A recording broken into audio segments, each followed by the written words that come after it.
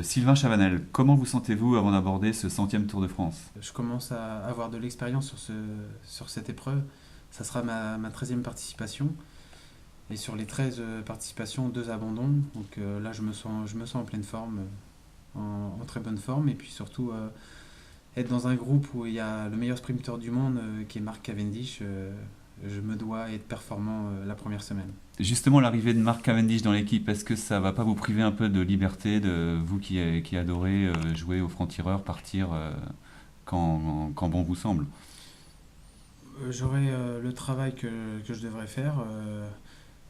Mais je vais pas rouler à 100 km de l'arrivée non plus pour amener Mark Cavendish. Mon travail, ça sera d'être dans le train de Cavendish à 30 km de l'arrivée. Je pense pas que ce soit des forces qui vont me peser sur la course sur la deuxième semaine ou la troisième semaine. Moi, je veux faire partie de l'équipe, donc faire partie aussi de ce qu'on me demande de faire. Donc j'essaierai d'être performant dans les deux, donc dans les attaques. Et puis la première semaine, être dans le train de Cavendish pour pouvoir l'emmener en bonne condition. D'accord, donc ça se répartit vraiment comme ça, la première semaine pour Cavendish et après un peu plus de... Mais j'ai mes petites idées aussi. Et, on a le chrono par équipe qui est très important pour l'équipe. On est champion du monde en titre.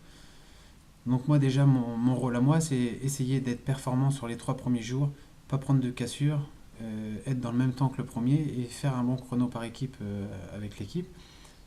Et pourquoi pas après pouvoir porter le maillot jaune. C'est une petite idée aussi qui pourrait être sympa sur ce tour. Mais de ce côté-là, je vais essayer d'être bien les 3 premiers jours, de ne pas prendre de cassure. Et après sur les étapes comme Marseille, Montpellier, ben, on emmènera Cavendish dans un fauteuil. On essaiera de faire ça très bien. Justement, les trois étapes en Corse, vous avez repéré ces étapes-là Je connais plus le sud-est de la Corse, donc les 2 premières étapes. La troisième étape, je connais pas du tout. Ça sera une découverte. Apparemment, c'est dur, c'est étroit. Et Ce sera pas facile. il y a des coins propices aux attaques, justement. Il y aura des attaques forcément. Et quand vous montez une côte de 4 km à 8% de moyenne, forcément, ça laisse pas indifférent aux attaques. Voilà, c'est pour ça que j'essaierai d'être là, surtout la troisième étape.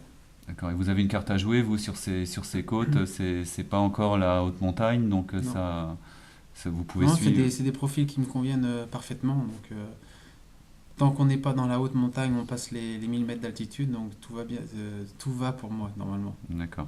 C'est votre 13e Tour de France. Vous comptez en faire encore beaucoup Une dizaine? une dizaine parce que je crois que le record Non, est à 17. je crois que c'est 17 et Jens Voigt, il participe encore une fois au tour, je pense. Il arrive à 17 ou 16 ou 17. Mais je pense pas aller si loin, je pense pas. Parce C'est que pas votre dernier non plus. non, non, non, je pense pas que ce soit mon dernier. J'ai encore quelques années devant moi. Je suis pas, même si je suis plus sur la fin que mes débuts, j'ai encore quelques belles années devant moi. L'année dernière, les Sky avaient archi dominé le tour avec Wiggins. Est-ce que vous pensez que ça va être la même chose avec Froome cette année? Bah, c'est le leader numéro un enfin c'est le favori numéro un de ce Tour de France.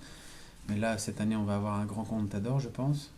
Euh, donc voilà, les deux qui sortent du lot, les favoris du Tour, c'est ces deux-là. Donc après, j'espère aussi de voir, pourquoi pas, un coureur français lutter pour le classement général. Ça serait bien.